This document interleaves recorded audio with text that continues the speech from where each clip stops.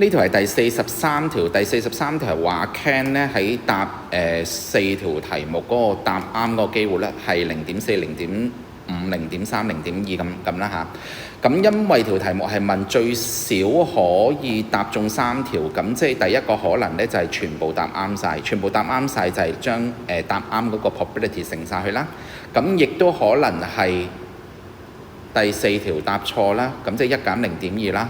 就係0.8，咁頭3條答啱嘅，咁可能尾二嗰條答錯啦，咁所以1減0.3啦，但係其餘嗰3條答啱啦，如此類推啦，咁所以我係要將5個情況加晒去嘅，咁即係邊5個情況呢？就係呢個情況加呢個情況，3、4、5。